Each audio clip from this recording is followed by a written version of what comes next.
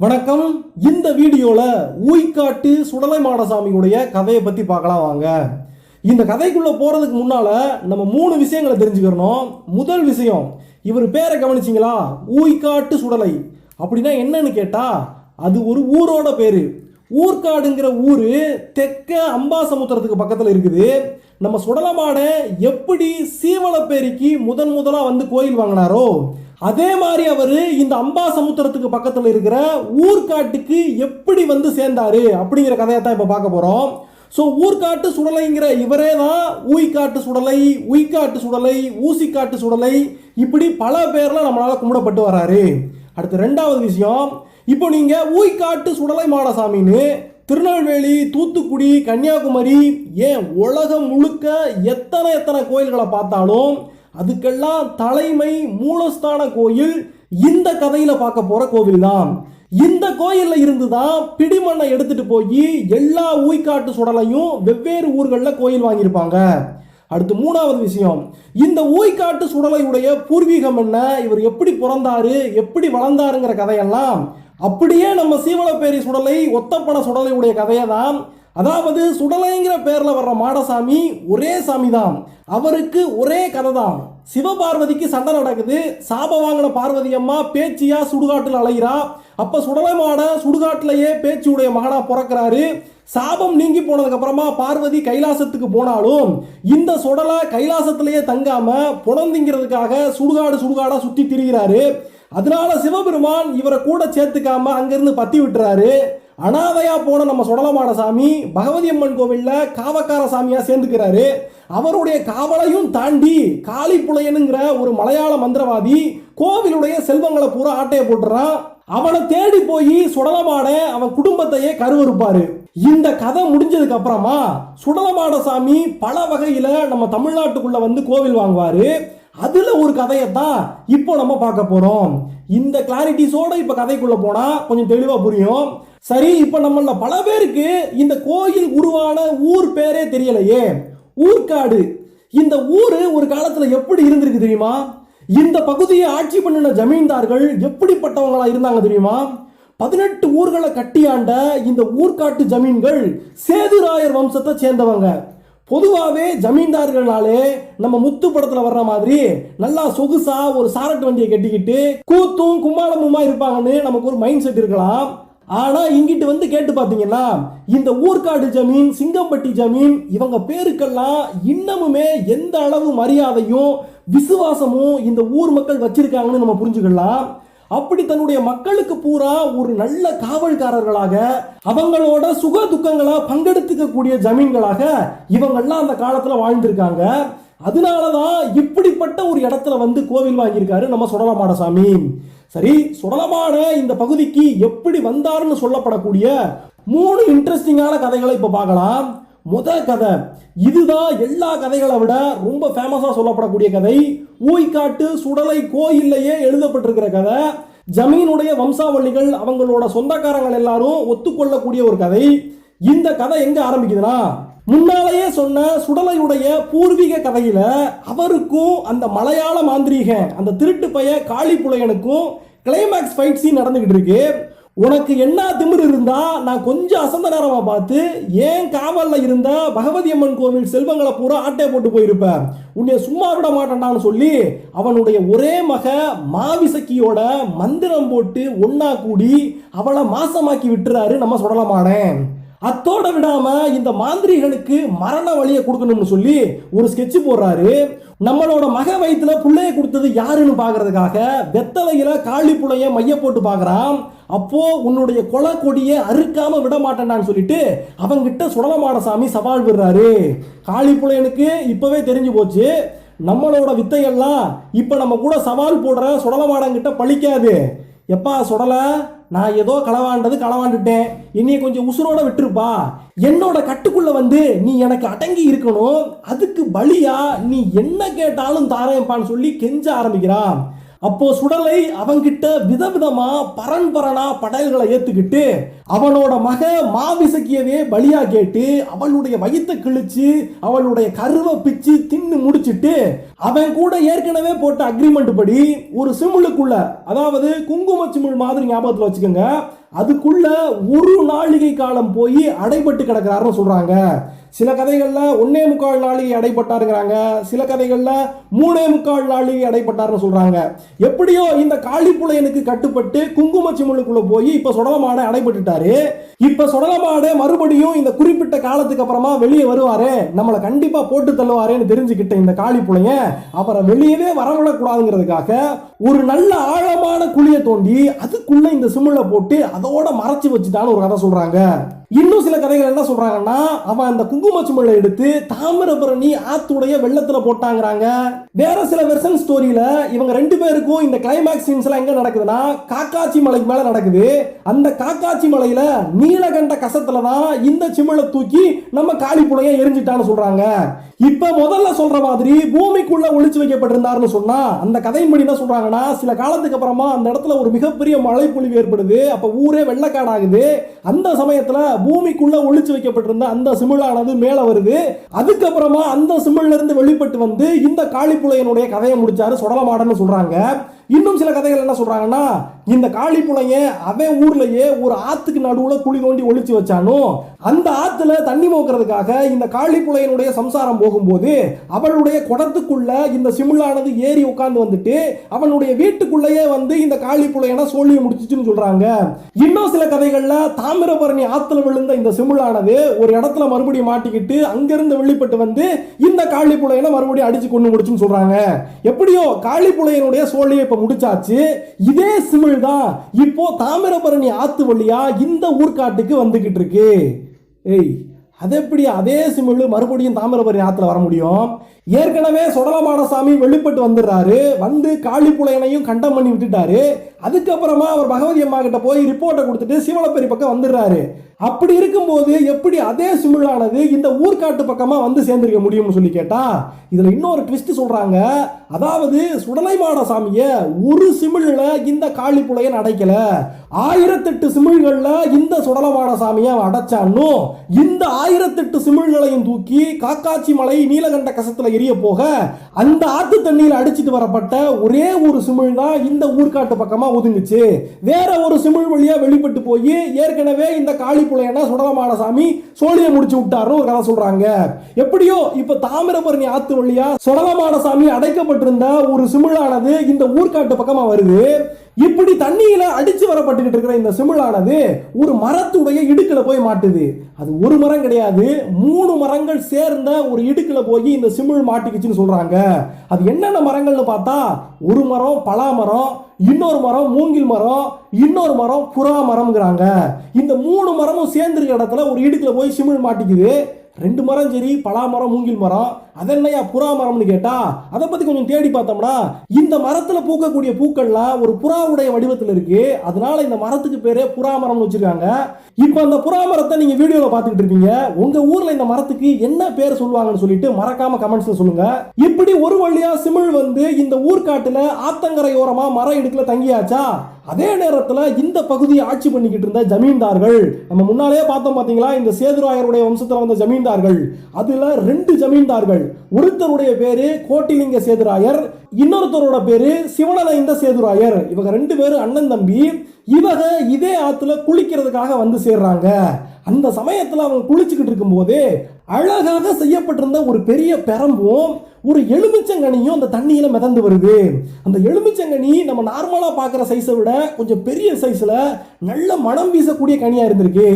இந்த பெரம்பையும் எலுமிச்சங்கனியையும் பார்த்த உடனேயுமே இந்த ஜமீன்தார்கள் இது ஏதோ தெய்வமா பார்த்து கொடுத்த பரிசுமா இருக்குன்னு சொல்லிட்டு அது 2ஐயும் எடுத்து கொண்டு போய் அவங்களுடைய அரண்மனையில இருந்த பூஜை அறையில வச்சு அதை கும்பிட ஆரம்பிச்சாங்கன்னு சொல்றாங்க.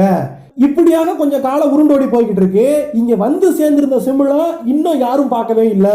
அந்த சமயத்துல அந்த ஊர்ல இருந்த ஆடு மாடுகள் எல்லாம் திடீர்னு செத்து போய்கிட்டே இருக்கு. மக்களுக்கெல்லாம் சீக்கு வந்து படாத பாடுபட்டுக்கிட்டு இருக்காங்க.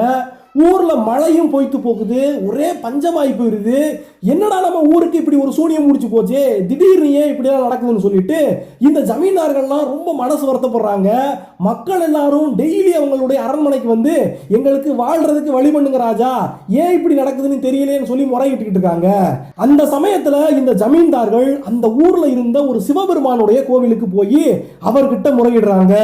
வழி வழியா இந்த ஊர்காட்டு ஜமீனை காப்பாத்தி கொடுத்துக்கிட்டு இருக்கிற கோட்டியப்பர்னு பேர் வாங்கின சிவபெருமானுடைய கோவில் அது. இந்த கோவில் உருவானதுக்கு பின்னால ஒரு சின்ன கதை சொல்லப்படுது. அதாவது அகத்திய மாமுனிவர் சிவபெருமானுடைய ஆணைக்கிணங்க இங்க தென்பக்கமா வந்து பொதிகை மலையில குடியேறி இருக்காரு. அவர் நடந்து போய்கிட்டு இருக்கும் போதே சிவ பூஜை பண்ணுவதற்கான காலம் எப்பயாவது வந்துருச்சுன்னா உடனே இந்த பக்கத்தில் இருக்கிற மண்ணை எல்லாம் பிடிச்சி வச்சு ஒரு லிங்கமா உருவாக்கி அங்கேயே ஆண்டவனுக்கு பூஜைகளை பண்ணுவாரு. இப்படியாகவே அகத்தியர் உருவாக்கின கோயில் திருநெல்வேலியில நிறைய கோவில் இருக்கு. அதே மாதிரி பழங்காலத்துல இந்த ஊர்காட்டு பக்கமா ஒரு நாள் வந்திருக்காரு. அப்போ சிவ பூஜை பண்றதுக்காக இந்த தாமிரபரணி ஆத்தங்கரையில இருக்கிற மண்ணை எல்லாம் எடுத்து வச்சு சிவலிங்கமா பிடிக்க பாக்குறாரு. ஆனா மணல் ஒன்னோட ஒண்ணு சேராம நல்லா பொழு பொழுன்னு உதிர்ந்து போயிட்டே இருந்திருக்கு. என்னடா எவ்வளவு தடவை பிடிச்சு பார்த்தோம், இன்னைக்கு சிவபெருமான் லிங்கமா உருவாக மாட்டாரேன்னு சொல்லி சிவபெருமான் மேலேயே கோவப்படுறாரு அகத்தியர். ஏன் சிவபெருமானே உனக்கு என்ன கோட்டியா பிடிச்சு போச்சுன்னு சொல்லி சிவபெருமானையே திட்ட ஆரம்பிக்கிறாரு. அதாவது கோட்டினா பைத்தியம் பிடிச்சு போச்சான்னு கேட்கிற மாதிரி கொஞ்சம் கோபமாக இந்த சிவபெருமானையே திட்டிடுறார் அகத்தியர். இப்படி அகத்தியர் கிட்ட திட்டு வாங்கினதுக்கு அப்புறமா சிவபெருமான் இதுக்கு மேலே அவரை சோதிக்க கூடாதுன்னு சொல்லிட்டு அழகான ஒரு லிங்கமாக உருமாறுறாரு.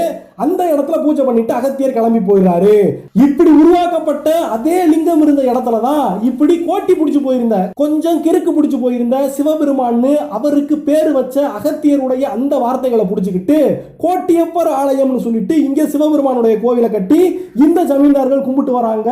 பலகாலமா கும்பிட்டு வராங்க. அந்த கோயில தான் போய் இப்ப இருக்கிற இந்த ரெண்டு அண்ணன் தம்பிகளும் எங்க ஊருக்கு ஏன் இவ்வளவு பிரச்சனை நடக்குது, சாமியை காப்பாத்துன்னு வேண்டிக்கிட்டு திரும்ப வராங்க. இப்படி இவங்க திரும்ப வந்து அரண்மனைக்குள்ள போனதுக்கு அப்புறமா ஒரு சிவனடியார் ஒரு பண்டார வந்து அந்த அரண்மனை முன்னால வந்து நிற்கிறாரு. மன்னா, உனக்கு இருக்கிற இந்த பிரச்சனை தீரணும்னா இங்க இருந்து சேரன் மகாதேவியில இருக்கிற பார்வதிங்கிற குரத்தியை போய் பாருங்க, அவ சொல்றதை கேட்டு அப்படியே நடந்துக்கங்க, அப்பத்தான் இந்த பிரச்சனைகள்லாம் தீரும்னு சொல்லிட்டு அந்த சிவனடியார் போயிடுறாரு. இதையெல்லாம் கேட்டுட்டு அரண்மனைக்குள்ள இருந்து ஓடி வந்து பாக்குறாங்க இவங்க ரெண்டு பேரும். இவங்க வர்றதுக்குள்ளயும் சிவனடியார் அந்த இடத்துல இருந்து மறைஞ்சு போயிடுறாரு. ஆனா அந்த சிவனடியார் அவருடைய கழுத்துல போட்டிருந்த ஒரு மாலையை மட்டும் அந்த இடத்துல விட்டு போயிருந்திருக்காரு. அந்த மாலை வேற எந்த மாலையும் கிடையாது. இப்ப கொஞ்ச நேரத்துக்கு முன்னால இவங்க ரெண்டு பேரும் போய் கோயில்ல சாமியை கும்பிட்டு ஒரு மாலை போட்டு வந்தாங்க பாத்தீங்களா, அதே மாலையை போட்டு தான் இந்த சிவனடியார் குறி சொல்லிட்டு போயிருக்காரு. அதுக்கப்புறமா அவருடைய வாக்கை கேட்டுக்கிட்டு அதே மாதிரியே இவங்க ரெண்டு பேரும் சேரன் மகாதேவிக்கு போறாங்க. அந்த பார்வதிங்கிற குரத்தி பொண்ணை சந்திச்சு என்ன விஷயம் எங்க ஊர்ல நடக்குது, எங்களை கொஞ்சம் காப்பாத்தி விடுதாயின்னு கேட்கும்போது, உங்களோட பிரச்சனைகள்லாம் தீரணும்னா தாமிரபரணி ஆத்தோட வடகரையில 3 மரத்துக்கு இடுக்குல ஒரு சிமிழ் இருக்கு, தங்க நிறத்தில் இருக்கிற அந்த சிமிழை எடுத்து வடக்கு பக்கமா நின்று அதை உடைச்சு பாருங்க, அத்தோட உங்களை பிடிச்சிருக்கிற இந்த பிரச்சனைகள் எல்லாம் போயிரும், நல்லது நடக்கும்னு அந்த அம்மா சொல்லி அனுப்பிடுறா. இதை கேட்டுக்கிட்டு அன்னைக்கு பொழுது சாய போகுது. இருந்தாலும் பரவாயில்ல, இனிமேலும் காலம் தாழ்த்த கூடாதுன்னு சொல்லிட்டு இவங்க ரெண்டு பேரும் கிளம்பி வந்து இந்த மர இடுக்குல இருக்கிற அந்த சிமிழை எடுத்து வடக்கு பக்கமா நின்று அந்த சிமிழை உடைக்கிறாங்க. அந்த சிமிழுக்குள்ள இருந்து சுடலமாட சாமி, நல்ல மலையாள கருப்பசாமி எப்படி கோண கொண்ட போட்டு நிப்பாரு, அதே மாதிரி இந்த சுடலமாட சாமி மலையாள கோண கொண்டையை போட்டுக்கிட்டு ஒரு கையில நல்லா வீச்செருவாளை பிடிச்சிக்கிட்டு இன்னொரு கையில பொந்தந்தடியை வச்சுக்கிட்டு மிரட்டி பார்க்கிற மொழிகளை காட்டிக்கிட்டு முறுக்கு மீசையை வச்சுக்கிட்டு கருங்கச்சையை கட்டிக்கிட்டு அந்த இடத்துல ஆக்ரோஷமா புகையா வெளிப்பட்டு நிக்கிறாரு. தான் சுடலமாட சாமின்னும் இங்க இருக்கிற கோட்டியப்பருக்கு நான் ஒரு வகையில மகந்தாயான்னு சொல்லி எனக்கு நீங்க கோவில் எழுப்பி இங்க கொண்டாடுங்க, உங்களை எல்லாம் என்னன்னைக்கும் காத்து நிப்பேன்னு சுடலமாட சாமி சொன்னாராம். அதை கேட்டுக்கிட்டு இந்த ஜமீன்தார்கள் முதலா இந்த ஊர்காட்டுல இந்த சுடலமாட சாமிக்கு நிலையம் கொடுத்து கும்பிட ஆரம்பிச்சாங்க. அதுக்கப்புறம் வருஷா வருஷம் அவர் வெளிப்பட்டு வந்த அந்த ஆடி மாச கடைசி வெள்ளிக்கிழமையில அவருக்கு கொடை விழா எடுத்து வந்து இந்த ஜமீன்தார்கள்லாம் கோலாகலமா கொண்டாடினாங்களாம். அவங்களே முன்ன இருந்து இந்த கோவில் கொடைக்கு தேவையான அத்தனை விஷயங்களையும் செய்யக்கூடிய பக்தி மிகுந்தவர்களா அந்த காலத்துல இருந்திருக்காங்க. அந்த காலத்துல எல்லாம் இந்த ஜமீன்தார்களுக்கு கீழே வேலை பார்க்கிற காவலாளிகளுக்கு இந்த கோயில் கொடையில எத்தனை ஆடுகள் பலி கொடுக்கப்படுதோ அதுல இருந்து ஒரு பங்கு கூட கொடுத்து விட்டாங்க. இப்படி பல குறிப்புகள் இந்த ஊய்காட்டு சுடலையாண்டவர் கோவில் உருவானதை பத்தி சொல்லப்படுது. சொல்லப்படுது. ஆனா இதே வெர்ஷன் ஸ்டோரி கொஞ்சம் மாத்தப்பட்டு எப்படி சொல்லப்படுதுன்னா, இந்த அண்ணன் தம்பிக இந்த ரெண்டு ஜமீன்தார்களும் தாமிரபரணி ஆத்துல குளிச்சுக்கிட்டு இருந்தாங்க பாத்தீங்களா. அப்படி அவங்க குளிச்சுக்கிட்டு இருக்கும் போது அரண்மனையுடைய தோட்டத்து பக்கமா கண்ணாடி சோலை அப்படிங்கிற இடத்துல இந்த குங்கும சிம்பிள் ஒதுங்கி இருந்துச்சுனோ அதை எடுத்து அப்பவே அவங்க திறந்து பார்த்தாங்க. அந்த நேரத்திலேயே சுடலமான சாமி வெளிப்பட்டு வந்துட்டாரு. அவர் இந்த ஊர் மக்களுக்கு எந்த கஷ்டத்தையும் கொடுக்கல, ஆடு மாடுகளை கொல்லல, மக்களுக்கு சீக்க கொடுக்கல, அந்த மாதிரியான விஷயங்கள் எதுவுமே நடக்கல. நேரடியாக இவங்க குளிக்கிறப்ப சிமிழ பாக்குறாங்க, அதை திறந்து பாக்குறாங்க, உடனே சுடலமான சாமி வெளிப்பட்டு வந்துட்டாருன்னு சொல்றாங்க. அப்புறம் எதுக்காக இந்த ஊர்ல ஆடு மாடுகள்லாம் செத்துச்சுன்னு சொல்றாங்க, மக்களுக்கு சீக்கு வந்துச்சுன்னு சொல்றாங்க, இந்த கதைகள்லாம் எதுக்கு இடைச்செருகளா வந்துச்சுன்னு சொல்லி கேட்டா, இப்படி சொல்லப்படக்கூடிய கதைகள் எல்லாம் 1825 வாக்குல ஒரு சம்பவம் நடக்குது, அதை தொட்டு சொல்லப்பட்ட கதைகள்னு சொல்றாங்க. அதாவது இந்த காலகட்டத்தில் ராம்நாட்டுல சக்கரக்கோட்டை கண்மாயின்னு ஒரு கிராமத்துல சிவசாமி தேவருங்கிறவரும் அவருடைய 6 தம்பிகளும், மொத்தம் இந்த 7 பேர் அண்ணன் தம்பிங்க, அவங்களுக்கு ஒரு தங்கச்சி மாடத்தின்னு ஒரு பொண்ணு இருந்திருக்காங்க. இப்போ இந்த ராம்நாடு சமஸ்தானத்துல சரியான பஞ்சமாகி போயிருது. அதனால பிழைக்கிறதுக்கு வேற வழி தெரியாம இவங்க எல்லாரும் திருட்டு தொழில் பண்ண ஆரம்பிச்சிடறாங்க. இதை கண்டுபிடிச்சு சமஸ்தானத்துடைய ராஜா இவங்களை பூரா நாடு கடத்தி விட்டுறாரு. இப்படி நாடு கடத்தப்பட்டவங்க அடுத்து எப்படிடா வாழ்க்கையில செட்டில் ஆகிறது, நம்ம பிழைக்கிறதுக்கு வழி என்னடான்னு சொல்லி தேடி பார்க்கும்போது இந்த ஊர்க்காடு ஜமீன்தார்கள் இருக்காங்களே, இவங்க எப்பவுமே சாமி மேல ரொம்ப பக்தியா இருக்கக்கூடியவங்க.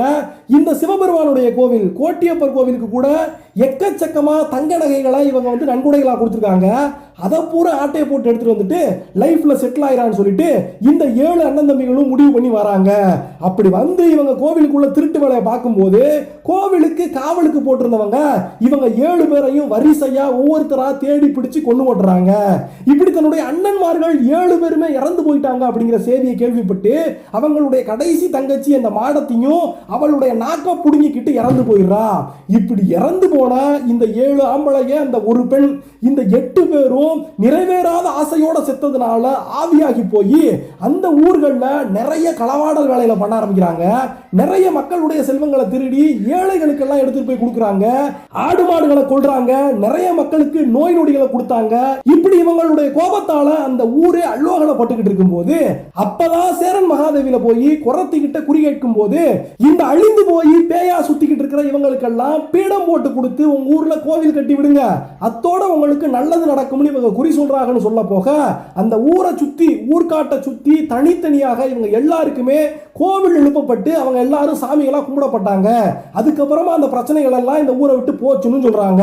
இப்போ இந்த பாப்புலரான ஃபர்ஸ்ட் வெர்ஷன் ஸ்டோரியை பார்த்தோமா, இதே மாதிரியே இந்த ஊர்காட்டு சுடலமான சாமி எப்படி இந்த ஊருக்கு வந்தாருன்னு சொல்லி ஒரு குட்டி கதை சொல்லப்படுது. அந்த கதையின்படி இந்த பகுதியை பன்றி முகம் கொண்ட ஒரு அரக்கி இந்த மக்களை பூரா பாடா படுத்தி வந்திருக்கா. அந்த அரக்கியுடைய விரல்கள்ல நல்லா பெரிய பெரிய நகமா நீண்டு போய் கிடக்குமா. அதையெல்லாம் வச்சு இந்த மக்களை பிடிச்சு இழுக்கிறதும் அவங்களை கொல்றதுமா நிறைய அட்டூழியங்களை பண்ணிக்கிட்டு வந்துகிட்டு இருந்திருக்கா. அப்போ இந்த ஊர் மக்களுக்கு எல்லாருமே கண்ணால காணக்கூடிய ஒரு தெய்வமா இருந்தவர் நம்ம அகத்திய முனிவர் தான். அவர் தான் பொதிகை மலையிலிருந்து அந்த பக்கமும் இந்த பக்கமும் அப்பப்போ உலாத்திக்கிட்டு இருப்பாரு. அப்படி ஒரு சமயம் அவர் இந்த ஊரை கிராஸ் பண்ணி போகும்போது இந்த மக்கள் எல்லாம் ஒன்னா கூடி போய் இந்த பன்றிமுக அரக்கிக்கிட்ட இருந்து எங்களை காப்பாத்துங்கன்னு சொல்ல போக அகத்திய மாமுனிவர் கலகலன்னு ஒரு சிரிப்பு சிரிச்சாரணும். அதிலிருந்து ஒரு தெய்வம் பிறந்து வந்துச்சு. அந்த தெய்வத்துக்கு மாடன்னு ஒரு பேர் கொடுத்தாரணும். மாடனே, உனக்கான இந்த அவதாரத்துடைய நோக்கம் அந்த பன்றிமுக அரக்கியை அழிக்கிறதுன்னு சொல்லி அவர் அனுப்பினாரணும்.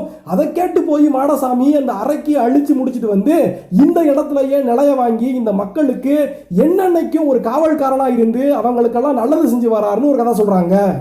இந்த 2 கதைகளுக்கும் கொஞ்சம் கூட சலிக்காத ரொம்பவே இன்ட்ரெஸ்டிங்கான இன்னொரு வெர்ஷன் ஸ்டோரி சொல்லப்படுது. இந்த ஊர்காட்டு சுடலையுடைய வரலாறு எங்க நடக்குதுன்னா உப்பாணிமுத்தூர் அப்படிங்கிற ஊர்ல நடக்குதுன்னு சொல்றாங்க. அங்க சுடலமான சாமி எப்படி வந்து சேர்றாருன்னா, நம்ம மலையாள கருப்பசாமியுடைய வரலாறை கேள்விப்பட்டிருப்போம். அதுல மலையாளத்துல கருப்பசாமியை மாந்திரிகர்கள் அவங்களுடைய கட்டுப்பாட்டுக்குள்ள கொண்டு வரதுக்காக நிறைய வேலைகளை பண்ணி பார்த்தாங்க. ஆனா கருப்பசாமி அதுக்கெல்லாம் மயங்க மாட்டாரு. அதனால ஒரு பெட்டிக்குள்ள வச்சு ஒரு ஆத்துல அவரை தூக்கி போட்டுருவாங்க. ஆத்து வழியா மிதந்து வந்த அந்த பெட்டி சிவகங்கை மாவட்டம் மாரநாட்டில் போய் செட்டில் ஆச்சுன்னு ஒரு கதை சொல்லுவோம்.